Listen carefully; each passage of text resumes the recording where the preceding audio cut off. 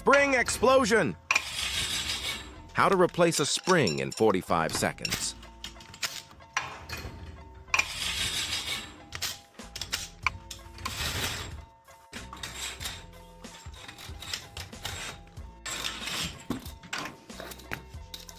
Reloading!